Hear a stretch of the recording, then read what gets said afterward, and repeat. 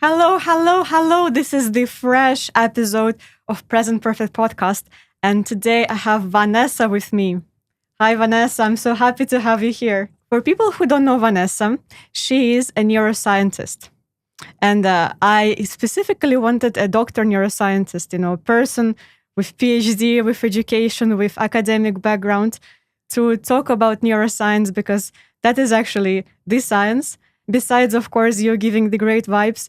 And, when we were talking to you the first time, you probably were the person who has the calmest, the most soothing, pacifying vibes and character. Oh, well, thank you so much for that beautiful introduction, Svenja. I really appreciate it. Well, I might be a neuroscientist by background, and I spent many years working in the neuroscience lab. But then I spent over a decade working in corporate, in different leadership positions. And now as a body-mind coach, I integrate all of that knowledge. And part of my personal background is many, many years of meditation experience. So I try to bring all of that into my work. And actually, your corporate background is also very important for me. Well, for me, for this podcast, because it is also addressed for women who are very busy, who are probably building their careers or entrepreneurial careers, but busy one way or the other, and having this this constant feel that they need to perform, constant business, I would say, and pressure. Yes. Yeah, and I'm pretty sure that many of the things we discussed today will have two sides. There's one side which is very nice to share in settings like this, which is more of a quick fix or fast solutions that we can get. And then there's another side to the equation, which is a long-term process on what I call how can I rewire my brain and how can I get in touch with my inner core to make sure that I really honor my needs and my values. And that is usually what helps us on the long run sustain all the pressure and the stress that we're experiencing in our work life. How did you find your calm and your mission? Well, that was a long journey for me as well. And I would not say that I'm actually finished. And my mantra is just keep on learning, keep on discovering. And it's like a puzzle. I think it's so important to be able to self-reflect because I guess many times when there is a conflicting situation or a more difficult situation, I think, or I don't know about everyone, but for me, I think I tend to look at it from the prism of my emotions and not exactly necessarily from the more objective prism. Of course, I always try, but I also understand that sometimes I might be wrong because I'm having these emotions and maybe they are painting the things in the, filter gray, filter black, filter white. It happens to all of us. It happens to all of us. And there's a reason why that happens from a neurobiological perspective, if you want. There are different systems in our brain responsible for different kind of processes. In a very simplified version, you could say there's one system. I'm focusing on three main systems. One of them is called the limbic system.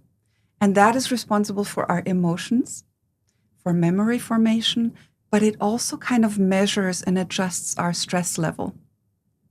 And when you're having a good day, that limbic system, this emotional headquarters, it is working in balance with your cortex, which is the outer part of our brain. And the cortex is like the command center.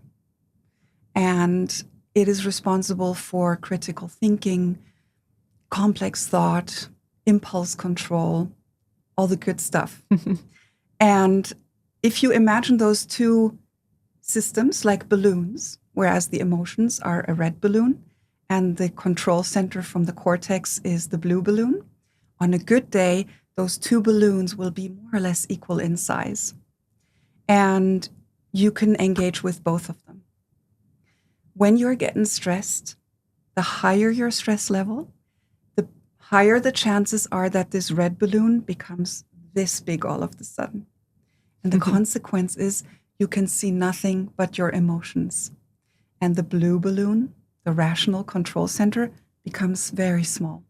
How do we help the small blue balloon get back into the normal size? I like to use a tool that I developed, which I call B.E.M.M.E.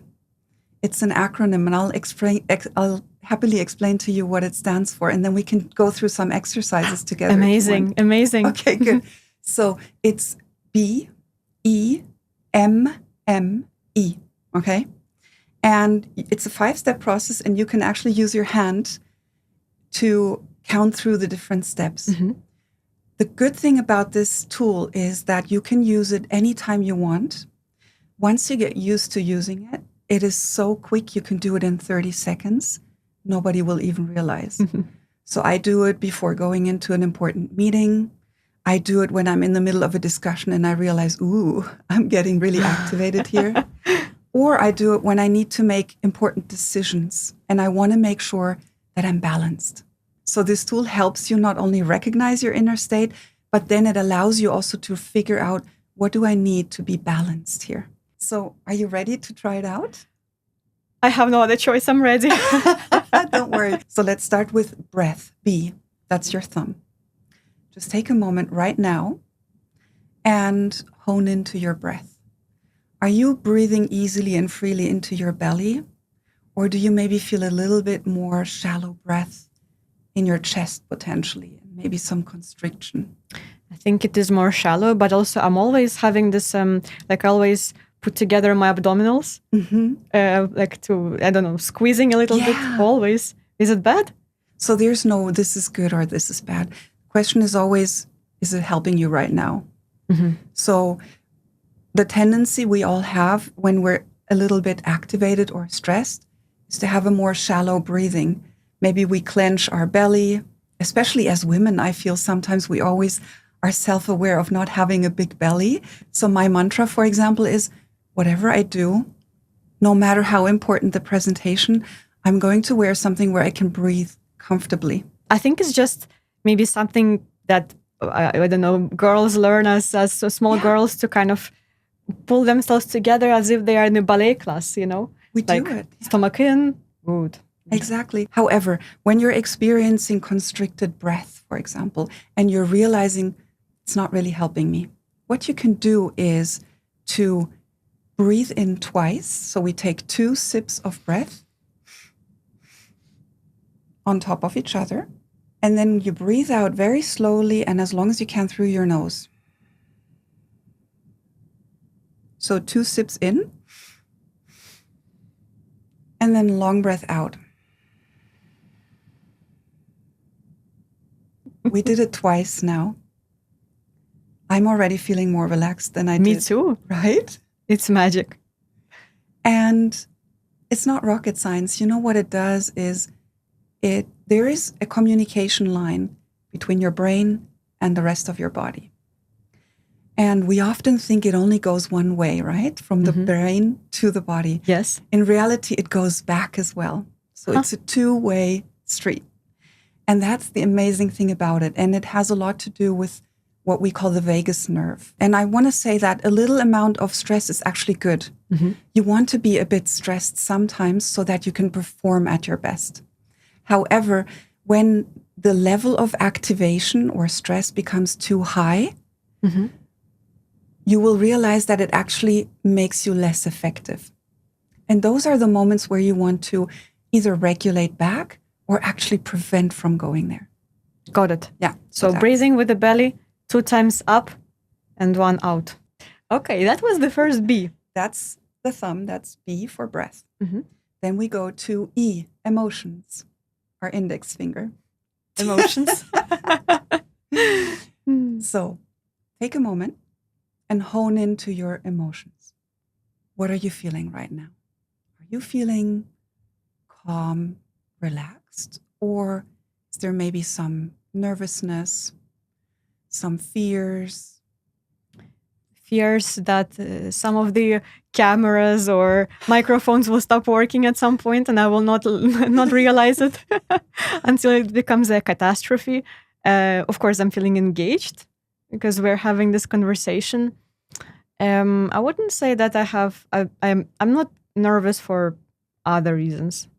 When we're really activated in those moments when you hone in, you will realize that the emotions are really big. Mm-hmm. And I encourage everybody, no matter how big or small the emotions, take some time when you do this check-in to be with those emotions. And the trick to not getting swallowed up by them or not having your emotions be in the driver's seat, but you continue to decide on how things go and how you behave is the following. Say to yourself, part of me is experiencing frustration. So if you say, part of me is experiencing something, it helps you reflect on the fact that maybe there's part of you that's frustrated, but it also gives you a chance to realize that there's another part of you that might be experiencing something else. Right. So it's not like the overarching emotion that is only one and consuming me fully. It's just partly. So I'm feeling kind of a mix, a cocktail of different things. It depends on the situation. So there's long-term skills that I teach my clients, and then there's short-term fixes. Long-term is really take some time and learn how to extract important information from your emotions. And it's also such a burden to sit, to feel frustrated or angry or nervous. Then you just feel like, please, I want this feeling to go away. I just want it to stop. We can push our emotions away, like most of us do, a lot of times. And sometimes that might actually be useful. For example, if you're in a meeting and you're super frustrated, you can't just air that frustration on the spot, right? Hopefully not. You probably have to push it a bit away so that you can function. Fair enough. But on the long run, anything you don't digest is going to come and bite you back in the butt, basically. Mm-hmm. So emotions don't just go away if we ignore them. The key is to learn what they're trying to tell us. Mm-hmm. So, for example, when you're feeling bored, what is really happening there? I guess I'm trying to find something to fulfill my curiosity or something that would give me something entertaining in some way. And we could obviously dive in that in a coaching session. But let's say I'm getting the sense that behind this boredom is a sense of, I want to make the best use of my time possible. Yes. How true is that? Absolutely, 100%. Okay. So now that you know that, how does it change how you approach your day? I probably would also ask myself, why do I always have to be on? Why do I always need to do something? Yeah. And I thought that this is maybe my original problem, but I found out that so many people have the same, that they feel the urge, the need to always be performing and always be on, always do something. And that's also why I started to read the different books and materials also on the neuroscience, because how does it work with my brain that I constantly need to have it on? Why? Where does it come from? And I don't know if it's generational or not the thing of my generation. But yes, what is the answer? One reason can be that something is bothering you so much that it just doesn't let you go. Like reiteration of thoughts, or what we call rumination sometimes, where you just keep having this thing in your mind of, why did I do that in this meeting? Or why did I have that discussion? Why didn't it go the other way? Oh. I know this kind of, especially when you're trying to fall asleep and you have this scenario in your brain coming up and saying, why did you have to say this? And that happens. It's human to have that happen. Chances are you were maybe at the time in your autopilot mode because you were maybe on energy saving or maybe a little bit activated or stressed. It happens to the best of us. The fact that it's bothering you when you're trying to go to bed is because there's something in there for you to learn that you haven't extracted yet. There's a wisdom in it. And when we keep having the same thoughts coming back, my opinion is that we're not asking ourselves the right questions. I had one line manager that used to frustrate me a lot. And I felt bossed around. And when I went back home and I tried to fall asleep, I kept replaying this situation in my head. And I was always wondering, why am I so frustrated by this? And just get rid of the thought. It never worked. So then eventually I asked myself, okay, what's really going on? Like, what is really bothering you about this? And the answer for me was, oh, I feel like I cannot shine as much as a leader myself in the presence of this line manager because they always tell me what needs to be done. But the important thing is not to stop there. So what is my so what from that? It means I care a lot about what I do. And it also meant at the time that I felt ready to take the next step and become someone with more responsibility. So it was nothing bad that my line manager did, but it showed me what was going on for me internally. But is it always possible that you come to this so what? You know, or sometimes you're just stuck with understanding what could be the root, but then you don't take the conclusions out of it. And this is why coaching is so powerful, because in the end of the coaching journey, you should be able to be your own coach for the tools that you have learned.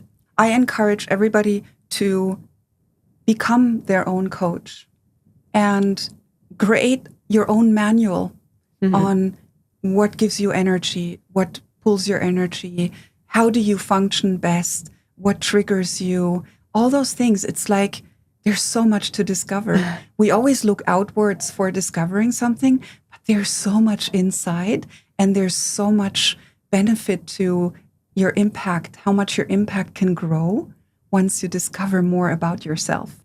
95% of our brain activity runs unconsciously. But your brain is a very, very sophisticated surveillance system. So it's constantly scanning the environment for information and integrating that with the knowledge and the experience we already have. And based on that, it creates bodily reactions, emotions, and then the thoughts happen afterwards and our actions happen afterwards. That was number 2, right? Emotions. Maybe if you're in a meeting, just to mention briefly, and you're really feeling some emotions dwell up, the other thing you can do is to make a mental note. This is bubbling up for me right now. I'm not ignoring it.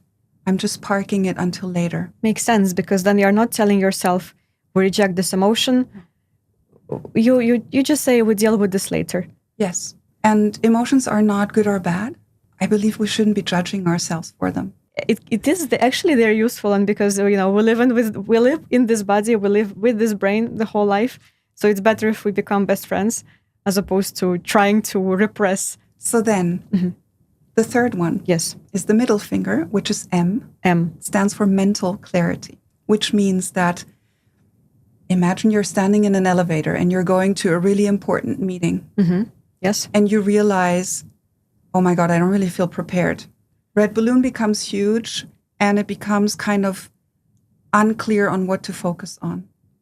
That's mental chatter. So when mental chatter is really high, we're not good at making decisions, or we're not good at performing. We're also not good at communicating that much. So if we want to calm down the mental chatter in the short term, if we need a quick fix, maybe before this important meeting or during a meeting, you can do the following. You take the tip of your tongue.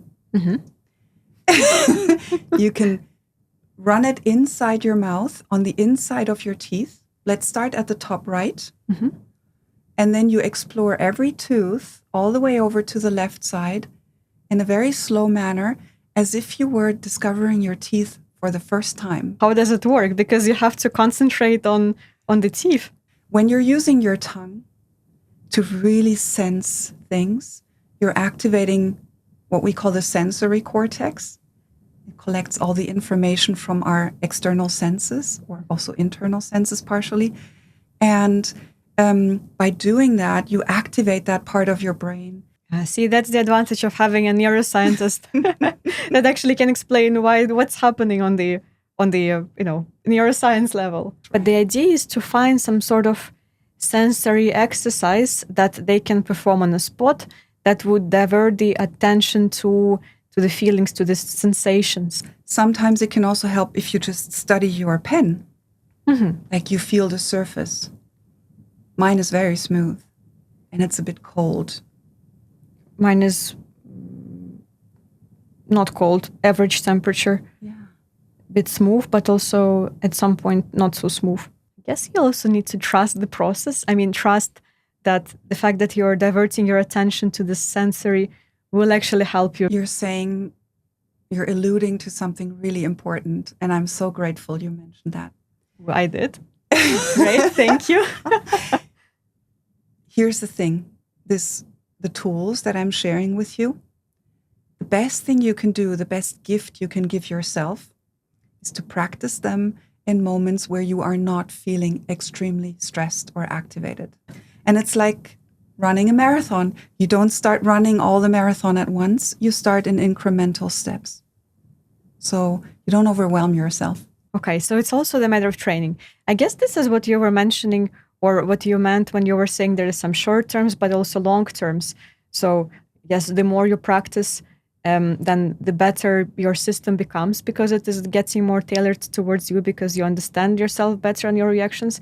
And then long term, you're becoming kind of a marathon, anti-stress marathon professional to yourself. In the long term, it's really helpful to understand what is part of, like, what is the belief system or what assumptions was I making in a certain situation that led me to have this kind of a reaction, for example. I mean, there's so many decisions you need to take, and it's so easy to get overwhelmed. And sometimes some of those decisions might feel really difficult to make. And then having an understanding of a level deeper in terms of why is that happening? For example, I once met somebody who wanted to buy a house, just to give you a random example, and they were blocked by a discussion with their partner on how big that house should be. The partner wanted to have, let's say, 5 rooms, and she wanted to have 3 rooms. And they were really stuck on this. And after digging a little bit deeper in a conversation with me, we realized that what was holding my client back was actually this concern about, what if I get 5 rooms and then we don't manage to have kids? I would say 1 for the library, 1 for the for, how do you call, like a room where you go and just do random things. You can have a Pilates studio at home as well. I don't know, I would come up with other things. You have solutions. That's great. For her, it was really a blocking factor. And once we were able to understand that, we could understand what was really emotionally connected with that. She was feeling anxious or scared about this possibility of maybe not having. Yeah, of raising expectations that were then not met. And so they found a great solution afterwards. 4 rooms. But what was more important was that my client understood what was happening below the surface and what was really the challenge for them on an emotional and mental level. And then learning that and learning how to navigate that. And because of that, changing her whole approach, basically. Yes, I also guess the perception of what is the problem. So that's mental clarity. That's Got M it. for the middle finger. And then the ring finger is M for muscle tension. Muscle tension, okay. Yeah. So without me explaining anything, I'll do that afterwards. What do your shoulders feel like right now? Is there some tension or are they relaxed? I guess some tension, because I sit with a better posture than I usually do. I usually sit like a shrimp, in front of my laptop. So I usually have the issue with the shoulders because they feel tense because I constantly sit like that. That's another one of my issues. But right now, it's not like they feel tense, but they are fixed. Good. So I keep them fixed, but it's not unpleasant. Yeah.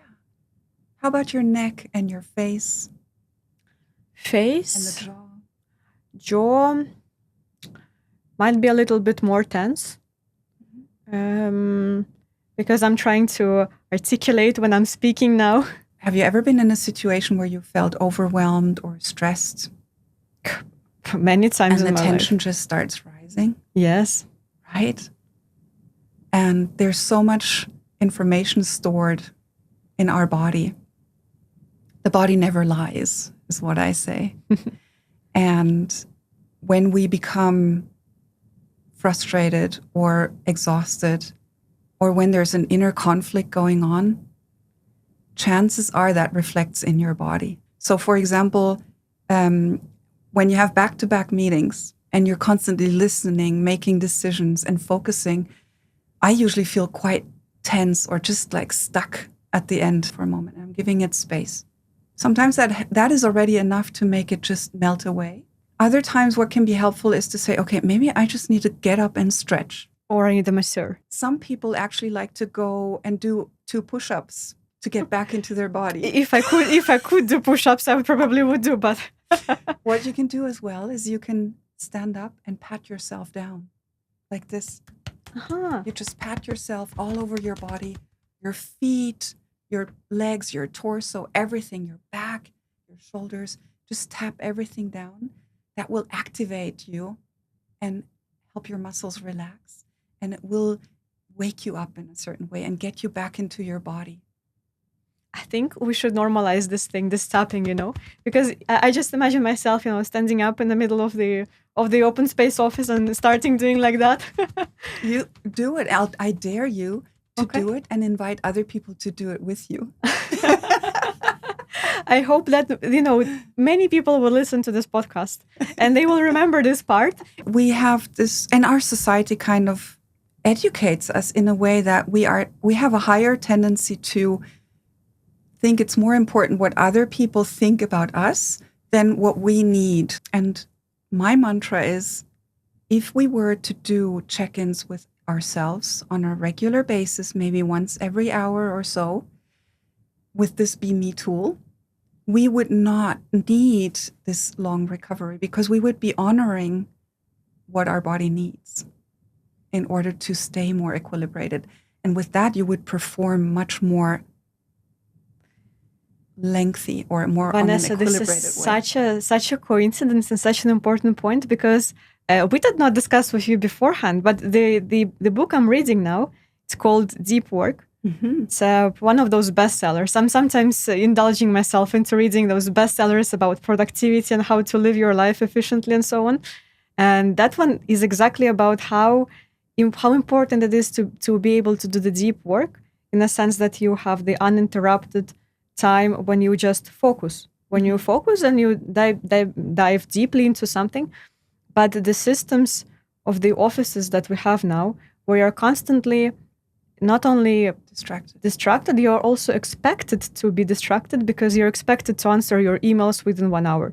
You're also, when you're in an open space, it's also completely normal to expect that people will come to you whenever they need you, maybe, behind the back. And of course, it creates the distraction.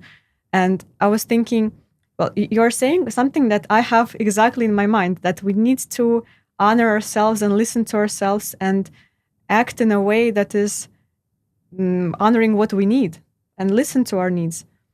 But I also at the same time see how the systems that are currently in place, or let's say the modern philosophy of a workplace, is not exactly in line with that, or not providing this flexibility, for example, that somebody would say, for these 3 hours, I cannot be disturbed. How to deal with this? Do you have some advice? You're raising such an important point, and I have struggled with that myself in the past until I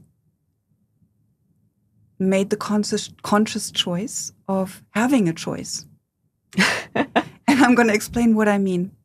So we are constantly distracted because of all the types of information that comes to us on the different channels. We don't need to go into detail. I think we all agree on that. I dare you to test it once. Put it away when you're maybe trying to relax in the evening. And every time you want to grab your telephone, instead you take your pen and you make a tick mark on a piece of paper. And you will be surprised how many ticks you have at the end of 1 hour only. which means the following.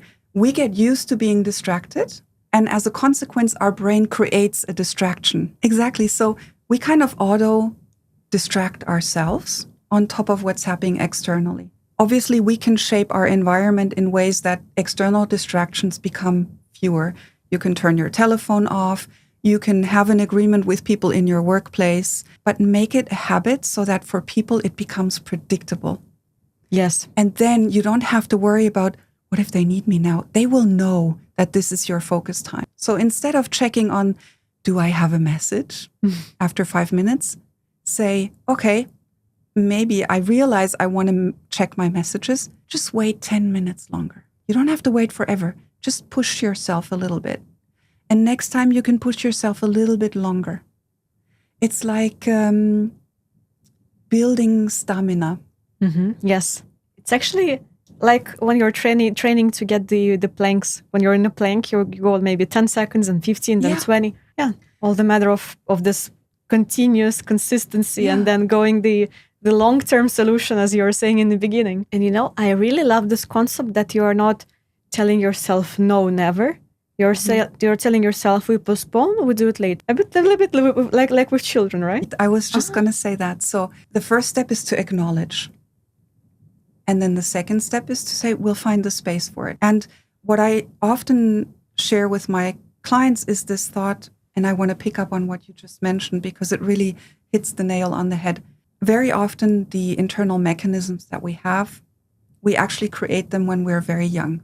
Not always, but many times. So if you grow up in a household, just to give one example, where your parents are super busy and they never really have time to listen to you on an emotional level, then you might feel that, I guess I'm just not important enough. Mm. And that registers with a little child. And I'm not criticizing or bashing parents here, right? Everybody does what they can, but nobody's perfect. So we all have some kind of experience that shapes us as child. And this belief or this this core belief of maybe I'm just not important enough, that later on might translate into you, and I'm saying you because you're sitting in front of me, not because you're doing that. Sure. That might translate into you ignoring your own needs later on. You're saying that this could be something coming from the household. I also have a feeling that it's also maybe coming from how society is programming us to be glamorizing suffering. How, when people say, I have only slept 4 hours per night, yes, and I did my best, and I am also ultramarathoner, and I'm working 16 hours a day at the same time. They're doing this because they feel that this is making them a better person, or maybe people respect them more, or this type of self-destroying behaviors are actually giving some sort of badge of honor because they are so good, because they go through the sufferings. You can even have the parents who are very much emotionally involved, but if you have then this idea that you must be always on and you must be not only achieving, overachieving, then you simply you have to stand against such a huge wave, which is also this public opinion and the society that we are living in. Yes, sometimes it can be something that we develop as a habit. And I myself grew up in a surrounding where academic delivery was like super valued. So yeah, it partially drives you to think, if I just push harder, I will be more acknowledged. Some of us have that mechanism.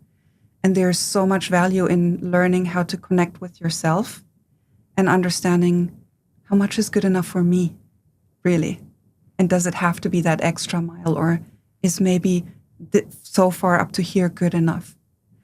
And I have experienced that as very, very liberating. So if you're always super busy, if you're always on the go, if you're always delivering, doing something, then you're not being. You're not being with yourself. If you're afraid of being bored, maybe you're trying to run away from some uncomfortable thoughts or feelings or emotions. And that can work for a while. And it doesn't mean you might not be productive, But on the long run, there's two things that might happen. Either you become mentally exhausted, or your body is going to give you a ticket, which means that, and you can read Stephen Porges' books, for example, The Body Keeps the Score. And somehow I knew it as a child because my father used to tell me, baby. He called me baby always. Up to when I was, in my late 20s. He was saying, always follow your heart. Because if you do something that doesn't match how you're feeling, you are going to have heart diseases. I never had, I think I don't have a heart disease. I believe so. I'm sorry. Am I making you uncomfortable? Not uncomfortable, just emotional because there's so much wisdom in what you're saying. And I find that so amazing. And yes, definitely. And you see, any emotion is welcome. We should not be condemning one emotion as good and the other one as bad. It speaks to my heart what you're saying. Exactly the point. So if you connect with yourself, and that's what your dad was telling you, connect with yourself and live off of that center, you cannot go wrong. That's what it is. I always wanted to have an opinion of a professional. What do you think about multitasking? Because some people always tell me how good they are at multitasking. And now since I'm reading that book, this deep work, and it says actually that, when you are switching between the tasks, you have this residual focus still on the previous task for another half an hour or so. Well, I guess this one, it could be more individual parameter, how long you keep with the residual of the previous task. But if you are jumping on and off to different things, you're actually not concentrating and you're actually not multitasking. So what's your opinion? I want to know the truth. I can tell you my take on it. I think we can multitask if it's simple things like brushing your teeth while you're maybe cleaning the sink a little bit from the hair that was left over from your husband shaving. That you can do at the same time because it doesn't take up mental capacity, really. It's automated processes. So anything that you have super automated and you use very little brain capacity for, you might be able to multitask in certain ways. But in reality, as soon as it comes to really focusing and cognitive tasks, I would agree that we are switching tasks very quickly instead of multitasking. Mm-hmm. And I would dare all of our listeners to try something.